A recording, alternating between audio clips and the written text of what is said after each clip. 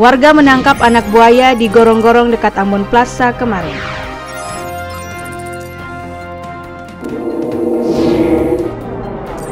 Warga Maluku Tengah melakukan perekaman data iktp di kantor kecamatan.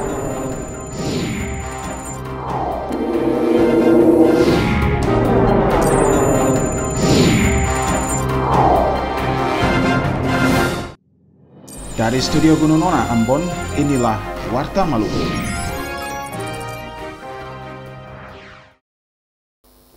Selamat malam saudara, Anda menyaksikan Warta Maluku edisi hari ini Kamis 7 Maret 2019. Pimpinan karyawan dan karyawati Lembaga Penyiaran Publik TVRI Stasiun Maluku mengucapkan selamat Hari Raya Nyepi bagi umat Hindu di mana saja berada. Dan saudara, dua informasi tadi akan kami rangkai dengan sejumlah berita lainnya hasil liputan tim redaksi Warta Maluku. Saya Henry Nanlohi. Dan saya Novita Bonara. Kini kita ikuti Warta Maluku selengkapnya.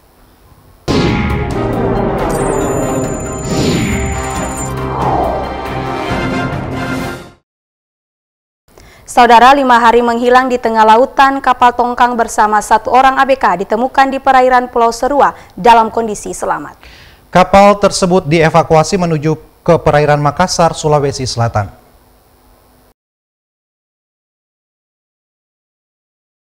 Pencarian kapal tongkang bersama 1 orang ABK-nya oleh tim SAR terus dilakukan hingga hari kelima kemarin. Kapal dan ABK yang hilang di perairan Pulau Penyu, Laut Banda saat ditinggal mengisi bahan bakar minyak itu akhirnya ditemukan di perairan Pulau Serua pada Rabu kemarin sekitar pukul 15 waktu Indonesia Timur. Kapal itu ditemukan terapung-apung di perairan Pulau Serua oleh KM Berkat 01 milik perusahaan kapal tersebut. 1 ABK atas nama Muhammad Sahid ditemukan dalam kondisi selamat. Kapal tersebut dievakuasi menuju ke perairan Makassar, Sulawesi Selatan. Dengan ditemukannya kapal dan ABK tersebut, operasi SAR dinyatakan selesai atau ditutup. Christine Sipahelut Kurniawan melaporkan. Buaya yang selama ini meresahkan masyarakat Ambon kemarin ditangkap warga di kawasan Jalan Yosudarso. Buaya yang masih kecil ini ditangkap warga dengan umpan ayam.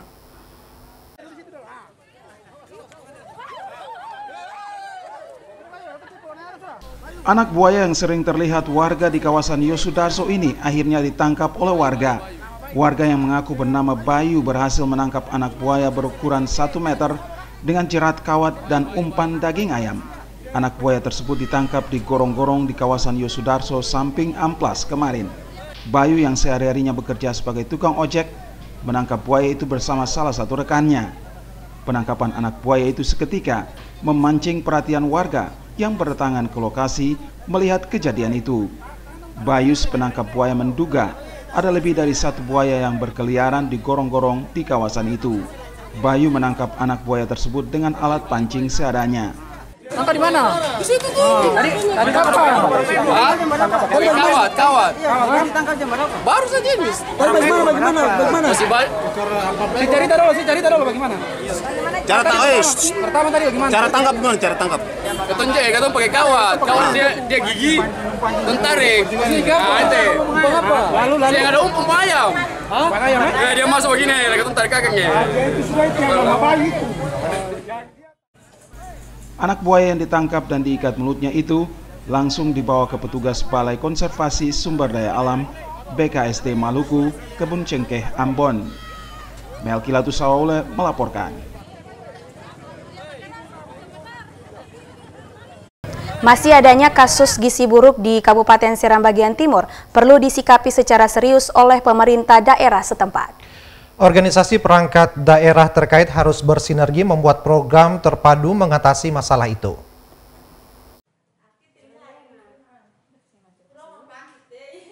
Anggota DPRD Seram bagian Timur Risman Sibualamo menyerukan jajaran pemerintah di semua organisasi perangkat daerah terkait perlu duduk bersama membuat program terpadu guna mengatasi gizi buruk di daerah itu. Risman Sibualamo mengatakan pihaknya telah mengundang OPD terkait untuk menyampaikan hal tersebut beberapa waktu lalu. Selain program peningkatan gizi masyarakat, terutama anak-anak, pemerintah daerah melalui OPD terkait juga harus intensif melakukan sosialisasi tentang pola hidup sehat. Kita memanggil semua pemangku kepentingan dalam hal ini dinas kesehatan, RSUD sendiri, dinas sosial, terus Dinas Ketahanan Pangan dan Pemdes. Nah, ini semua harus sinergisitas untuk menyikapi hal ini. Mulai dari pembinaan kepada masyarakat, pola hidup yang baik seperti apa, dan cara mengkonsumsi makanan tradisional yang menurut kami ini yang telah disampaikan oleh RSUD dan Dinas Kesehatan dan menilai gizi itu karbohidrat yang cukup. Risman Sibualamo mengatakan OPD terkait harus selalu melakukan sosialisasi manfaat pangan lokal, diantaranya umbi-umbian, karena pangan lokal ini juga sangat baik untuk dikonsumsi. Dengannya masyarakat tidak sulit memenuhi kebutuhan gizi, terutama anak-anak mereka. Dari Bula Seram bagian timur, kontributor TVRI Mansur Boynau melaporkan. Balai Pengawasan Obat dan Makanan Ambon menggelar sidak ke sejumlah pertokoan di Kota Masohi, Kabupaten Maluku Tengah. Hasilnya ditemukan sejumlah produk makanan yang tidak layak konsumsi serta kemasan yang rusak.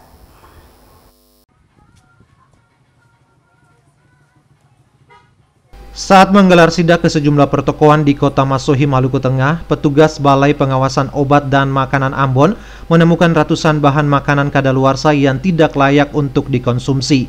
Kepala Seksi Pemeriksaan Balai POM Ambon, Sandi Tokan, mengatakan fokus pengawasan yang dilakukan ditujukan untuk pangan segar serta pangan siap saji maupun makanan ringan yang beredar di pasaran. Balai POM seluruh Indonesia untuk melakukan pengawasan dengan fokus ke pangan segar yang ada di pasar-pasar tradisional, misalnya kayak ikan segar, kemudian ada tahu, mungkin ada ikan asin juga, atau mungkin pangan-pangan siap saji itu yang jadi kita lakukan pengawasan. Selain itu juga ke pangan olahan yang ada di toko atau sarana pengecer pangan maupun swalayan-swalayan, minimarket. Nah, itu juga yang menjadi fokus pengawasan. Dalam pengawasan yang dilakukan tersebut, Balai POM Ambon juga menggandeng sejumlah instansi setempat. Balai Pengawasan Obat dan Makanan menghimbau masyarakat agar lebih memperhatikan kemasan serta label produksi dan waktu kadaluarsa sebelum membeli dan digunakan. Dari Masohi, Maluku Tengah, kontributor TVRI Fatahila Sia melaporkan. Saudara kembali menyaksikan Warta Maluku dan kita menuju ke informasi lainnya. Saudara, Dinas Kesehatan Kota Ambon selama periode Januari sampai November 2018 mendata 264 kasus HIV/AIDS di Kota Ambon. Saat ini Dinas Kesehatan Kota Ambon gencar melakukan pelacakan dan pemeriksaan kepada penderita HIV/AIDS. Kasus HIV/AIDS di Kota Ambon merupakan tertinggi kedua di Provinsi Maluku. Peningkatan kasus HIV/AIDS di Kota Ambon karena Dinas Kesehatan Kota Ambon rutin melakukan pelacakan kasus sehingga ditemukan kasus lebih dini. Hal ini dikemukakan Kepala Dinas Kesehatan Kota Ambon Wendy Pelupesi usai paripurna penyerahan Ranperda di DPRD Kota Ambon Selasa lalu. Pelupesi menjelaskan pelacakan dilakukan di tempat yang berpotensi terjadinya penularan kasus. Kenapa sampai meningkat? Itu karena teman-teman proaktif di lapangan, kemudian seluruh ibu hamil wajib memeriksakan. Jadi setiap ibu hamil yang datang berkunjung di puskesmas pasti ketong ambil darah untuk periksa bahwa dia menderita HIV. Artinya apa? Kalau misalnya ibu hamil tersebut menderita HIV, bisa berobat teratur memutus mata rantai dari ibu ke anak, sehingga pada saat anak yang dilahirkan itu tidak menderita HIV lagi. Nah, ini proaktif dari teman-teman puskesmas dan bekerja sama dengan Yayasan Pelangi untuk kita proaktif mencari di lapangan.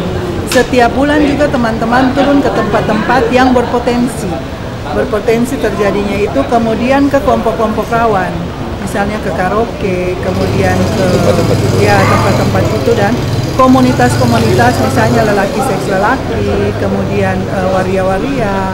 Nah, ini juga didatangi. Jadi kenapa Ketom proaktif? Supaya kita mendapat lebih dini dia dalam kondisi HIV, berobat teratur, dia tidak jatuh di dalam AIDS. Diakuinya menurut Pelupesi tingginya kasus HIV/AIDS di Kota Ambon terutama diakibatkan hubungan seksual, pemakaian jarum suntik, serta transfusi darah.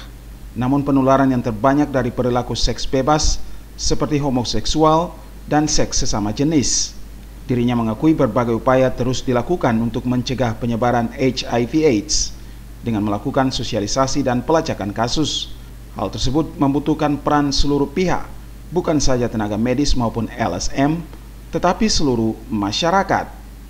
Ongen Limba Junaidi Asril melaporkan. Kepala Dinas Kependudukan dan Pencatatan Sipil Kabupaten Maluku Tengah, Novana Kota menjelaskan saat ini masyarakat Kabupaten Maluku Tengah telah dapat melakukan perekaman data di kantor kecamatan setempat. Sementara untuk pencetakan EKTP tetap dilakukan di kantor Disduk Capil di Masohi. Saat ini pelayanan perekaman data untuk kepemilikan EKTP tidak selalu dilakukan di Kota Masohi, ibu kota Kabupaten Maluku Tengah. Seluruh kantor kecamatan di wilayah Kabupaten Maluku Tengah telah menerima perekaman data untuk masyarakat yang ingin memiliki EKTP. Untuk sementara prosedur pelayanan di kecamatan hanya dapat melakukan perekaman data kependudukan. Sedangkan untuk pencetakan EKTP tetap dilakukan di kantor Disduk Capil Maluku Tengah di Masohi.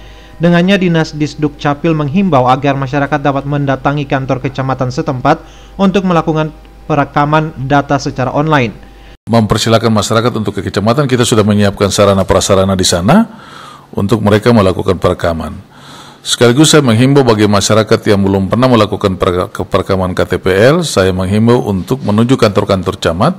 Di sana sudah ada peralatan semua, mulai dari Banda sampai di Seram Utara.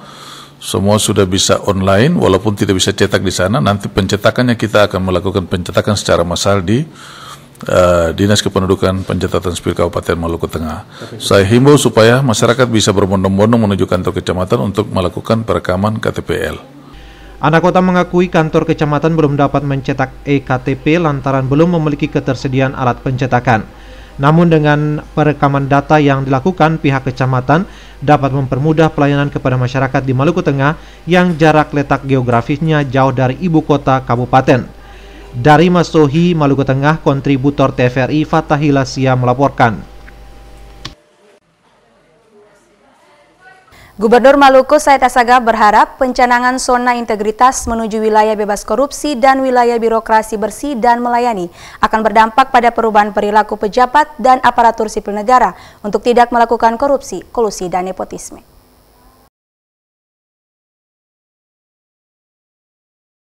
Pernyataan Gubernur Maluku Said Assagaf tersebut disampaikan saat menghadiri kegiatan pencanangan pembangunan zona integritas menuju wilayah bebas korupsi dan wilayah birokrasi bersih dan melayani di lingkup Pengadilan Tinggi Ambon Rabu kemarin. Assagaf mengatakan kasus korupsi sama bahayanya dengan kasus narkoba dan terorisme.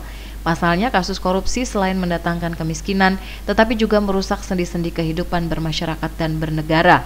Menurutnya, praktek korupsi biasa dipicu dari cara pelayanan birokrasi yang tidak bersih dan sehat. Assagaf menyambut baik langkah Pengadilan Tinggi Ambon untuk terus membenahi dan memberi penguatan terhadap kapasitas seluruh perangkat daerah di Maluku demi melaksanakan tugas bagi kesejahteraan rakyat di daerah ini. Pencanangan ini akan memicu keseriusan dan komitmen Pengadilan Tinggi Ambon untuk segera mencegah dan memberantas korupsi, serta upaya-upaya menumbuhkan pendidikan-pendidikan anti korupsi dengan mendorong terbukanya ruang-ruang partisipasi publik di daerah, menumbuh kembangkan birokrasi bersih yang sehat dan melayani.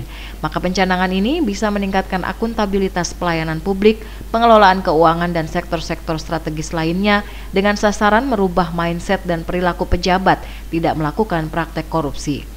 Melalui pencanangan ini diharapkan aparatur negara mampu melakukan sejumlah perbaikan peningkatan kinerja di segala bidang. Jika perencanaan sistem keuangan negara berpihak pada pelayanan publik yang tinggi, maka akan berimplikasi terhadap citra dan image pemerintah di dalam melayani masyarakat. Apa yang menjadi komitmen Presiden Republik Indonesia Joko Widodo terkait dengan revolusi mental merupakan sebuah energi baru yang mendorong untuk aparatur negara meninggalkan budaya korupsi dengan mendasari diri pada aturan-aturan. Christine Sipahelut Kurniawan melaporkan. Saling serang, fitnah, dan kampanye hitam bernuansa sara yang ditonjolkan oleh tim kampanye maupun simpatisan pasangan calon presiden dan wakil presiden membuat kecewa generasi milenial. Sebagian anak muda mengancam jika kondisi tersebut tidak diperbaiki, mereka memilih golput pada Pilpres 17 April mendatang.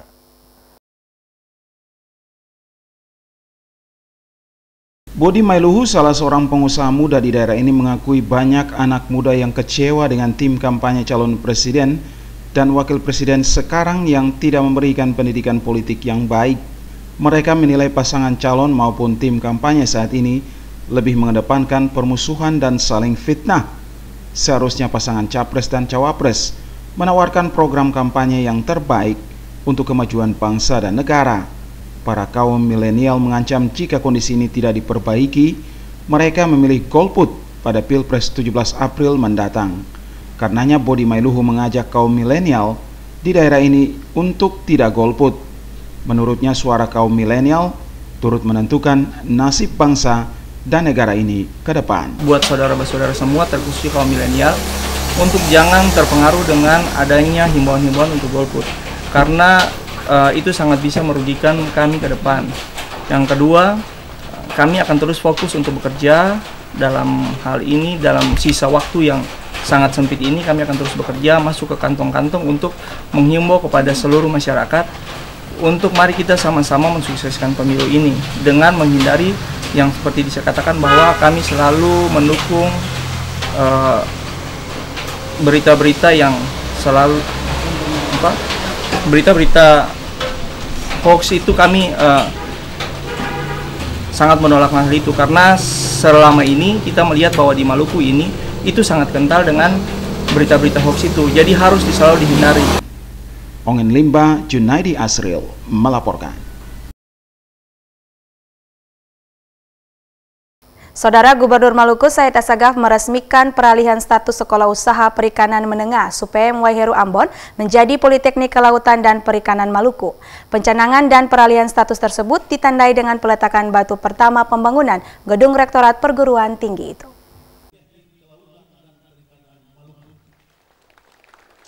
Pemerintah pusat dalam beberapa waktu lalu telah mencanangkan Provinsi Maluku sebagai daerah lumbung ikan nasional.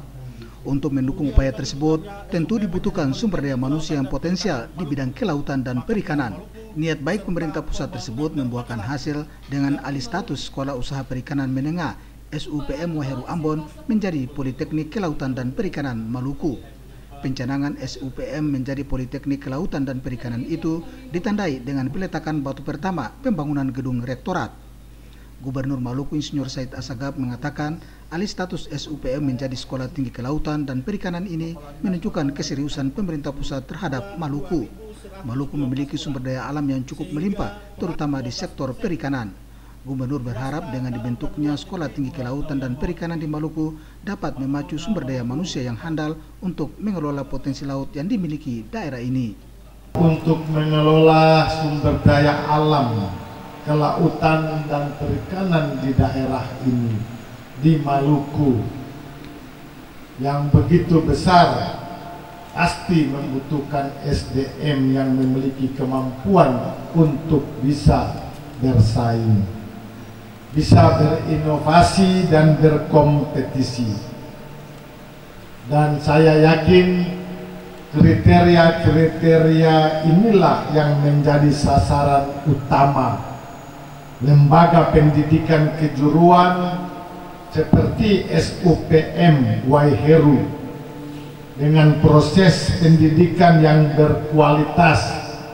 Lulusan yang dihasilkan akan memiliki wawasan yang sangat luas, unggul, profesional, dan siap memasuki dunia kerja yang kompetitif. Kepala Bidang Riset dan Sumber Daya Manusia Kelautan Kementerian Kelautan dan Perikanan Maman Hermawan mengatakan peralihan status ini tentu akan berpengaruh pada kelembagaan. Satu diantaranya adalah sumber daya manusia untuk mengelola sekolah tinggi dimaksud. Ke depan akan diupayakan penyediaan pendidikan vokasi untuk menjawab kebutuhan lembaga tersebut. Tentu saja ini juga menjawab bahwa di mana ada satu statement bahwa Maluku lumbung ikan nasional. Membangun sebuah peradaban manusia yang berbasis sumber daya kelautan perikanan ini akan memerlukan satu konsep yang baik di mana sumber daya itu harus berkelanjutan dan mensejahterakan. Nah, tentu harus ada orang-orang yang paham betul bagaimana mengelola dan menempatkan sumber daya ini secara baik, secara bertanggung jawab dan sungguh-sungguh berimplikasi kepada kesejahteraan masyarakat. Ya. Tentu ada metode-metode yang standar. Abu Sabawa, Cak Tamaela melaporkan. Saudara, terima kasih Anda masih bersama kami dalam Warta Maluku, dan kini kita ikuti Warta Maluku selengkapnya. Saudara, umat Hindu Dharma Kota Ambon menyambut Hari Raya Nyepi Tahun Baru Saka 1921 dengan menggelar Tawur Kesanga yang dipusatkan di Ciwastana Giri Air Selobar. Mengawali persembahyangan bersama, umat menggelar mecaru, yaitu ritual untuk menjaga keharmonisan antar manusia dan alam. Puluhan umat Hindu berkumpul di Pura Ciwastana Giri sore kemarin untuk melaksanakan upacara Tawur Kesanga. Upacara Tawur Kesanga ini dilaksanakan sehari sebelum peringatan Hari Raya Nyepi Tahun Baru Saka 1941 atau 2019 Masehi. Sebelum menggelar Tawur yang dipusatkan di pelataran pura, umat Hindu menggelar sebuah ritual yang dinamakan mecaru atau buta yatnya. Mecaru dilakukan untuk menjaga keharmonisan antar manusia dan alam. Setelah mecaru, umat menggelar persembahyangan bersama dengan membawa banten atau persembahan ke tempat persembahan sesajen. Alunan gamelan gong mengiringi upacara Tawur Kesanga di pelataran pura di Air Selobar. Persembahyangan dalam ritual ini dipimpin Pinandita Sukardi Rianto. Persembahyangan dilanjutkan dengan ceramah oleh Pinandita kepada umat. Sukardi Rianto mengatakan Tawur Kesanga bermakna penyucian terhadap buana agung atau alam semesta dan buana alit atau manusia. Hal ini dikarenakan adanya unsur buta kala atau kegelapan yang ada di alam dan manusia yang harus dikembalikan ke asalnya. Dengan dikembalikan unsur-unsur ini, maka umat Hindu siap melakukan catur brata penyepian di Hari Raya Nyepi dengan tidak ada halangan. Tawur Kesanga rutin digelar umat Hindu yang merupakan rangkaian dari perayaan Nyepi Tahun Baru Saka yang dimulai dengan upacara melasti. Kita sama-sama jam 4 siang tadi melaksanakan ritual yaitu Tawur Kesanga, di mana makna Tawur Kesanga ini yaitu untuk penyucian alam, yaitu buana agung ini dan buana alit. Kita menyumia semua buta supaya menjadi budaya, menjadi dewaya, karena buta itu adalah unsur kegelapan yang menyelimuti alam semesta, demikian juga kepada diri manusia, sehingga kita laksanakan upacara sumya yaitu mengembalikan ke asalnya. Semoga energi yang gelap ini menjadi energi dewaya yang bisa menjadi terang. Menurut Sukardi Rianto, pada pukul 5.30 di Tahun Baru Saka, umat Hindu melakukan tapa brata penyepian, yoga maupun samadhi. Hal ini dapat dilakukan di rumah maupun di pura. Melkilatus Saule Sarles Bolaman melaporkan. Saudara, umat Hindu di seluruh dunia saat ini sedang menjalani tapa brata penyepian di Tahun Baru Saka 1921 atau tahun 2019 Masehi. Saat menjalani Nyepi, umat Hindu memiliki 4 pantangan yang dikenal dengan catur brata penyepian yang tidak boleh dilanggar. Umat Hindu di kota Ambon dan di seluruh dunia saat ini tengah menjalani tapa brata penyepian di Tahun Baru Saka 1941 atau tahun Masehi 2019. Nyepi secara filosofis berarti pergantian tahun Saka dari tahun lama ke baru dan dari kehidupan lama menuju kehidupan baru. Nyepi berasal dari kata sepi atau hening yang sejatinya mengajarkan umat Hindu mengutamakan hidup dalam suasana damai yang harmonis. Melalui Nyepi, manusia mengevaluasi kembali relasi manusia dengan manusia, manusia dengan Tuhan Pencipta, dan manusia dengan alam. Pinandita Sukardi Rianto usai memimpin upacara Tawur Kesanga di Pura Ciwastana Giri mengatakan, pada Hari Raya Nyepi mulai pukul 5.30, umat Hindu sudah melakukan tapa brata penyepian. Penyepian ini dilakukan dengan tapa, yoga maupun samadhi. Dalam Nyepi ini juga dilakukan catur brata penyepian dengan menjalani pantangan selama 24 jam. Pantangan tersebut diantaranya amati geni, yaitu tidak menyalakan api berupa amarah dan nafsu, amati karya, tidak bekerja, amati lelenghuan, tidak bersenang-senang, dan amati lelungan, tidak bepergian. Dengannya dalam penyepian, umat Hindu tidak melakukan berbagai aktivitas yang rutin dilakukan. Namun melalui catur berata ini, umat dapat berintrospeksi dan mengoreksi diri untuk menjalani kembali hubungan yang baik dengan sesama, Tuhan dan alam semesta.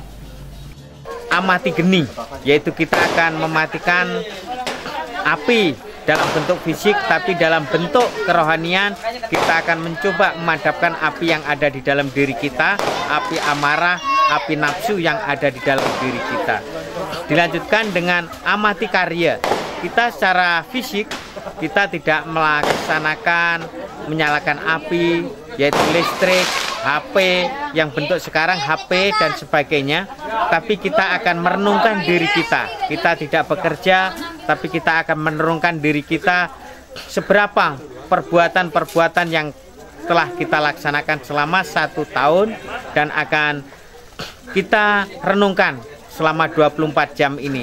Semoga ini mendapatkan dengan tidak bekerja kita bisa merenungi hakikat dari perbuatan kita yang baik akan kita laksanakan, yang kurang baik akan kita tinggalkan. Dan berikutnya yaitu amati lelungan, kita tidak bepergian. Sukardi Rianto menyebutkan selepas nyepi, besok nanti akan dilakukan upacara ngembah geni. Ngembah geni dilakukan dalam persembayangan guna memanjatkan doa kepada Tuhan agar diberi kemudahan menjadi manusia baru. Ngembah geni ini juga berarti terbebas untuk dapat melakukan aktivitas seperti sedia kala. Melki Latusawa oleh Sarlas Bolaman melaporkan. Kementerian Agama Provinsi Maluku melakukan seleksi calon petugas haji tahun 2019. Seleksi calon petugas haji dilakukan melalui sistem CAT atau Computer Assisted Test.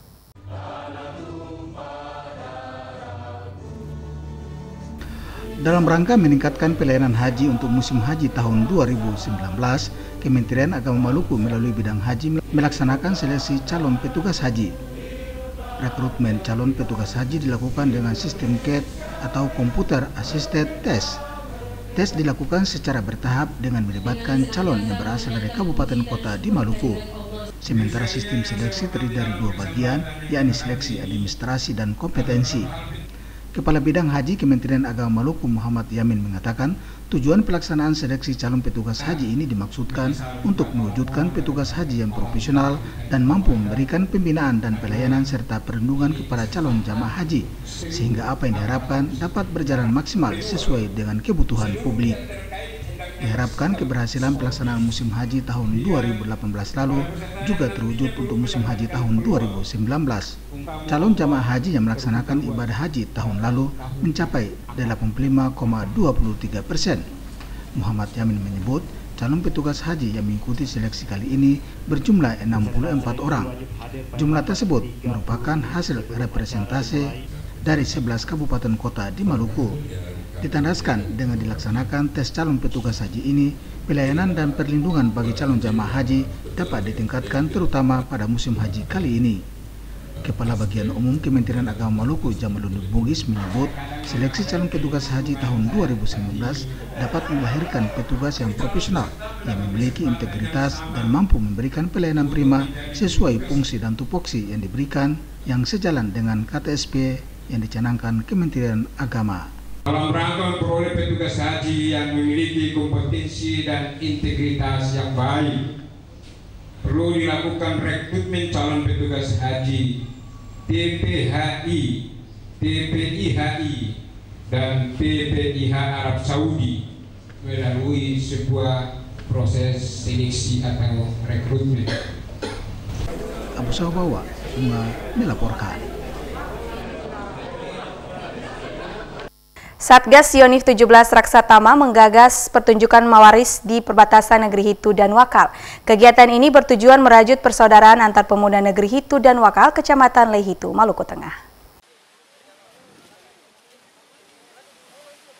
Sebagai upaya mempererat persaudaraan antara pemuda di negeri Hitu dan negeri Wakal, Kecamatan Lehitu, Kabupaten Maluku Tengah, tim Marawis Satgas Yonif 711 Raksatama menggelar kegiatan Marawis di perbatasan kedua negeri. Kegiatan ini merupakan proses rekonsiliasi antara kedua negeri dengan menumbuhkan kesadaran para pemuda untuk hidup saling menjaga kedamaian dan persatuan. di mana dua negeri ini terkoyak oleh peristiwa bentrokan warga yang dipicu masalah sepele beberapa waktu lalu. Para pemuda dari kedua desa itu berbaur membentuk kelompok Marawis yang difasilitasi para personil Satgas Yonif 711 Raksatama, Pos Wakal Hitu SSK 1. Mereka berkumpul di Pos Wakal Hitu SSK 1 Satgas Yonif 711 Raksatama dan berlatih Marawis bersama. Menurut Komandan Satgas Yonif 711 Raksatama, Letnan Kolonel Infantri Fani Pantau, melalui kegiatan ini akan membangun kembali komunikasi yang terputus. Jadi memang negeri Wakal dan negeri itu memang dari dulu sering bertikai, padahal bersaudara. Ya, jadi kita di sini melaksanakan kegiatan melatih mereka dari Wakal dan dari itu para pemuda dan anak remaja, pemuda-pemudi, kita melatih Marawi Sadro kepada mereka untuk dapat mengisi kegiatan-kegiatan mereka di malam hari dan membentuk suatu tim bersama sehingga bisa membuka komunikasi. Jadi kita harapkan dengan kegiatan ini komunikasi akan terbuka dan mereka bisa mengkampanyekan hidup damai kepada kakak-kakaknya, bapak-bapak, ibu-ibu, adik-adik di negeri masing-masing. Tanpa sadar, ritme musik serta alunan syair doa yang dilantunkan seakan menghipnotis alam bawah sadar pemain maupun yang hadir tentang nilai-nilai kedamaian dan kebersamaan. Latihan Marawis atau Hadrat ini telah berlangsung lebih kurang 1 bulan dan dari kedua kelompok bersepakat untuk membentuk tim Marawis gabungan. Kegiatan ini pun direspon positif masyarakat dari kedua negeri. Ketua Ikatan Pemuda Wakal Jumra mengungkapkan rasa terima kasihnya atas prakarsa yang dilakukan Satgas Pengamanan Daerah Rawan Yonif 711 Raksatama ini. Untuk acara seperti ini bagus ya, apalagi ini kan menyangkut Islami. Kemudian ada acara sunatan massal juga atau mempererat silaturahmi antara negeri itu nama negeri Wakal. Jadi menurut saya ini sangat bagus sekali. Sudah berapa lama itu saling tidak berkomunikasi? Kurang lebih sekitar 2 tahun kalau nggak salah. 2 tahun atau dari konflik itu ya, konflik 2 ini ya. Kegiatan latihan Marawis akan terus berlanjut hingga mereka benar-benar bersatu dan tidak ada lagi pertikaian di antara warga kedua negeri. Christian Sipahelut Kurniawan melaporkan.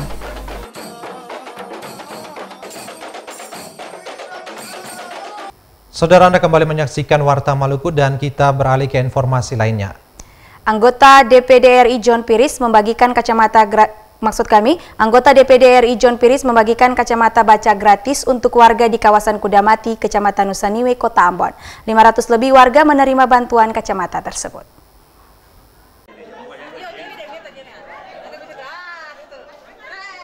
Anggota DPD RI John Piris kembali membagikan bantuan kacamata baca gratis bagi warga Kota Ambon yang bermukim di kawasan Kudamati, Kecamatan Nusaniwe. Sekitar 500 lebih kacamata baca berbagai ukuran dibagikan untuk warga di 2 lokasi, yaitu di lorong rumah tingkat dan di Aula SMK Negeri 4 Ambon. Di lorong rumah tingkat sekitar 200 lebih kacamata, sedangkan di Aula SMK Negeri 4 terbagi 300 lebih kacamata yang dibagikan untuk warga lorong PMI dan warga lorong Sinar. John Piris menjelaskan pembagian kacamata baca gratis ini merupakan permintaan masyarakat di kawasan itu. Kacamata ini dikhususkan bagi warga yang berusia 40 tahun ke atas. Dikatakan John Piris, mata adalah organ vital yang sangat penting dirawat dan dijaga, karena aktivitas akan terganggu bila mata kita bermasalah. Sebagian warga yang kurang mampu bahkan untuk membeli kacamata pun cukup sulit karena harganya yang relatif mahal. Dengan pemberian kacamata baca gratis ini diharapkan dapat membantu warga yang kurang mampu agar dapat membaca. Nah, ini permintaan masyarakat banyak sekali. Saya hampir tidak punya waktu lagi untuk melayani masyarakat. Kebutuhan itu besar sekali. Dari 2016 sampai sekarang saya tembus 30.000 yang memeriksa mata dan membutuhkan kacamata baca. Jadi saya tetap melayani sesuai dengan permintaannya. Memang masyarakat itu ada yang kurang beruntung, ada yang beruntung bisa membeli kacamata, tapi yang kurang beruntung paling tidak itu yang mereka lakukan. Ada kesempatan untuk kita melayani, dan saya tidak akan hentikan kegiatan ini. Saya terpilih atau tidak, saya akan tetap lanjutkan. Salah satu warga Kudamati, Ridwan Hayat, mengatakan kacamata baca yang dibagikan John Piris ini sangat membantu warga, sehingga mereka tidak perlu harus membeli dengan harga yang mahal. Saya minta terima kasih juga buat Pak John yang peduli akan hal ini, yang mana sudah memberi sumbangan, dan tadi ada sedikit tips buat tips tentang mata untuk para bapak-bapak dan ibu di sini. Sangat membantu. Ya. Karena selama ini kan warga-warga tuh main beli kacamata asal aja, jadi ke toko tidak diperiksa, cuma dengan kurang berapa cuma tes. Nah, ini kan melalui pemeriksaan yang betul tepat untuk mereka pakai. Sejak pengabdiannya sebagai DPD RI mewakili Maluku, John Piris telah banyak memberikan kontribusi bagi masyarakat Maluku di bidang kesehatan dan pendidikan. Kacamata baca gratis ini telah Piris bagikan kepada sekitar 30.000 lebih warga di berbagai pelosok di Maluku. Christine Sipahelut, John Ralahalo melaporkan. Keluarga besar Persatuan Masyarakat Maluku Tenggara Permata Kabupaten Seram bagian Barat telah berkontribusi dalam pembangunan di Seram bagian Barat. Bahkan keluarga besar Permata telah berkontribusi sebelum pemekaran Kabupaten Seram bagian Barat.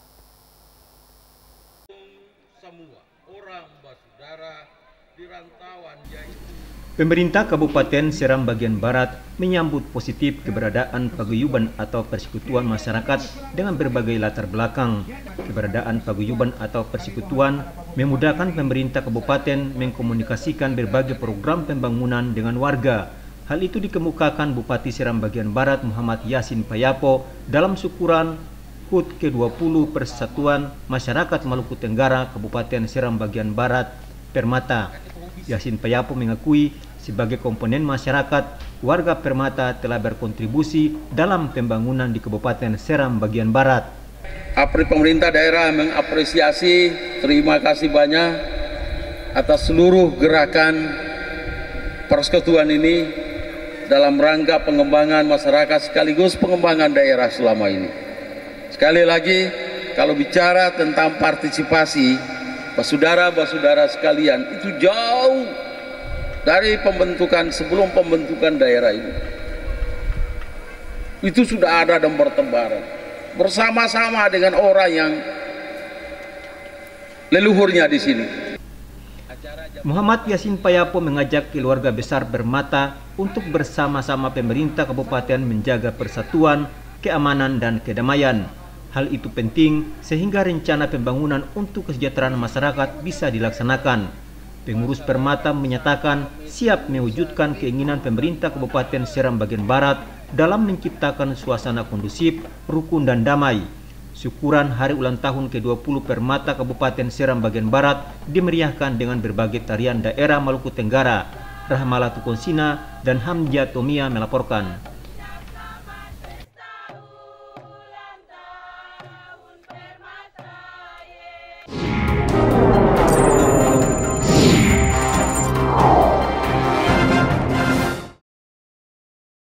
Dan saudara, penyampaian berita tadi mengakhiri Warta Maluku untuk edisi hari ini. Sebelum berpisah, atas nama pimpinan, karyawan, dan karyawati Lembaga Penyiaran Publik TVRI Stasiun Maluku, sekali lagi mengucapkan selamat Hari Raya Nyepi bagi umat Hindu di mana saja berada. Dan untuk saudara-saudara yang belum sempat menyaksikan berita-berita yang terangkum dalam Warta Maluku, saudara dapat mengunjungi YouTube channel TVRI Maluku setiap harinya. Dan jangan lupa untuk subscribe, like, dan share seluruh konten yang berada di YouTube channel TVRI Maluku. Akhirnya, saya Hendrinan Lohi. Dan saya Novita Bonara mengucapkan terima kasih atas perhatian dan kebersamaan Anda dengan kami. Selamat malam dan sampai jumpa.